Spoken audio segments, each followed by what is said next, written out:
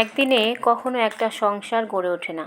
একটু একটু করে তিল তিল করে তারপর জমানো থেকে কত ত্যাগ তিতিক্ষার পর হয় একটা সংসার। আর এই সংসারটাকে ভাঙতে মানুষ একটা সেকেন্ডও সময় নেয় না। কি সুন্দর করে চারপাশে চলছে ভাঙা গড়ার খেলা, তারপরও মানুষ মেতে ওঠে সংসার সাজাতে। হ্যালো এভরিওয়ান, আসসালামু আলাইকুম। সবাই কেমন আছেন? আজকে হচ্ছে সকাল সকালই লেগে পড়লাম হচ্ছে ঘরের সবকিছু একদম ডিপ ক্লিন করার জন্য। তো আজকে সকালবেলা ঘুম থেকে উঠেই নাস্তা বানানোর পর তো সকালবেলা আজকে আমি হচ্ছে সবগুলো সোফা কাভার খুলে তারপর হচ্ছে ধুয়ে দিয়েছি। আর এই তো শীত তো চলে আসবে, তো ভাবলাম তার আগে আগে আমি হচ্ছে এই কাজগুলো করে রাখি। আর এদিকে আমার এই যে ফ্লাওয়ার গাছটা এত ময়লা হয়, শুধু ধুলাবালি এসে জমা হয়। তো ঘরের ফার্নিচারগুলোর সাথে আমি এই গাছটাকেও পরিষ্কার করে নিলাম। আর এটা অনেক শখ করে কিনেছিলাম, কিন্তু আমার কুটুবইটা হচ্ছে প্রতিদিনই একটা করে পাতা ছিঁড়ে ফেলে এই গাছটা থেকে। আমার এই যে ফ্লাওয়ার গাছটা, তো ঘরটাকে সুন্দরভাবে সবকিছু মুছে ক্লিন করে নিয়ে এখন চলে এসেছি আমি রান্নাঘরে। আর এদিকে হচ্ছে বাজার থেকে কিছু ছোট মাছ আনা হয়েছিল, সেগুলোই হচ্ছে এখন কাটতে বসবো। আর এই তো ছোট মাছগুলো কাটা একটু কষ্টের, তো সেটা এখন কেটে নেব।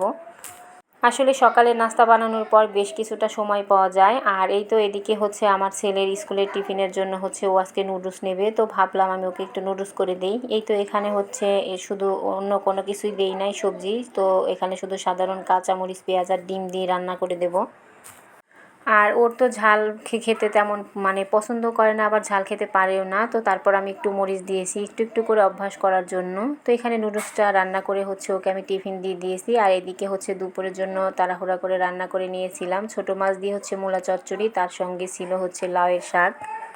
তো দুপুরে একদমই সাদামাটা খাবার ছিল, তো সেটা দিয়ে হচ্ছে সবার খাওয়া হয়ে গেছে। আর আমি এখানে খেতে বসেছিলাম। তো বেশ অনেক দিন পর হচ্ছে লাউয়ের শাক রান্না করেছিলাম। আর এই লাউয়ের শাকটা খেতে কিন্তু ভাতের সঙ্গে বেশ মজার। আসলে খাবার দাবার যত সাধারণই হোক না কেন, পছন্দের খাবারটা কিন্তু সবসময় অন্যরকম লাগে। তো খাওয়া দাওয়া শেষ করে অনেকটা সময় পার হয়ে গেছে। তো এখন হচ্ছে আমার কুটুবুড়িটা হচ্ছে ও বলছিল যে একটু ফল খাবে, তো ওর জন্য আমি একটু ড্রাগন ফল কেটে নিতেছিলাম। আর এটা হচ্ছে একদমই বাগান থেকে ফ্রেশ ফ্রেশ তাজা ড্রাগনগুলো আনা হয়েছিল। এটা কিন্তু ভীষণ মিষ্টি ছিল।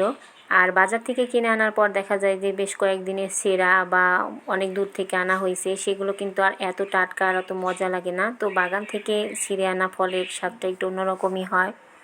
আর এটা হচ্ছে স্বচ্ছবাবুর ভীষণ পছন্দের, তো সে তো আজকে বাসায় নেই। আর এই ফাঁকে হচ্ছে ওর আপুকে একটু কেটে দিতেছিলাম, কারণ ও হচ্ছে যখন আসবে তখন ওকে একটু কেটে দেব। তো সেটাই ভেবে এখানে হচ্ছে ফলটা কাটতেছিলাম।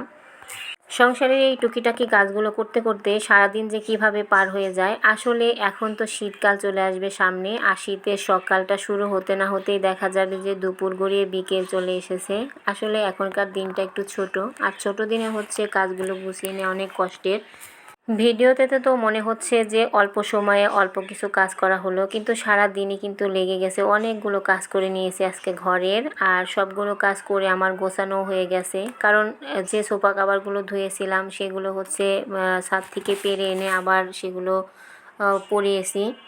তো সেগুলো গোছগাছ করে রাখতে আমার অনেকটা সময় পার হয়ে গেছে। আর এখন হচ্ছে সন্ধ্যাবেলা, তো স্বচ্ছবাবু বলতেছিল যে ওর নাকি একটু এই যে ডিম দিয়ে রুটি ভেজে খেতে ইচ্ছা হয়েছে। তো আমি এখানে হচ্ছে সেটাই ভাজতেছিলাম। আর এটা খেতে কিন্তু অসম্ভব মজার হয়, যারা পছন্দ করে তাদের কাছে তো বেশ ভালো লাগে। এই তো এগুলোই করে নিলাম আজকে। আর আজকের ভিডিওটা কেমন হলো অবশ্যই কিন্তু কমেন্ট করে জানাবেন। আর যারা যারা নতুন আছেন অবশ্যই আমার চ্যানেলটা সাবস্ক্রাইব করে দিবেন। আর এখানে হচ্ছে আমি রুটিগুলোকে ভেজে নিতেছিলাম সন্ধ্যাবেলার নাস্তার জন্য। তো যারা যারা এখনও এই রুটি ভাজাটা খান নাই অবশ্যই কিন্তু খেয়ে দেখবেন, এটা খেতে কিন্তু ভীষণ মজার। এই তো এখানে হচ্ছে আমি ছোট্ট একটা প্যানের মধ্যে হচ্ছে এগুলো ভাজতেছিলাম, সেজন্য আমি একটা একটা করে ভাজতেছিলাম, কারণ 2-3টা করে দেয়া যেত কিন্তু একটু কাঁচা কাঁচা থেকে যায় আর সময় লেগে যায়। আর সময় লাগলে তো আবার পুড়ে যাবে, সেটা ভেবে হচ্ছে আমি একটা একটা করে ভাজতেছি, কিন্তু লাস্টের কয়েকটা আবার পুড়েও গেছে। আর পোড়া রুটিটা হচ্ছে চায়ের সঙ্গে খেতে ভালো লাগে, এমনি খেতে ভালো লাগে না। আর স্বচ্ছবাবু তো এমনি খেতে পছন্দ করে, সেজন্য আমি এভাবে করে ভেজে দিতেছিলাম। তো আজ এ পর্যন্তই, সবাই ভালো থাকবেন, আবারও দেখা হবে নতুন কোনো ব্লগে। আর এই তো আমার ভাজা একদম কমপ্লিট, আজ এ পর্যন্তই, আল্লাহ হাফেজ।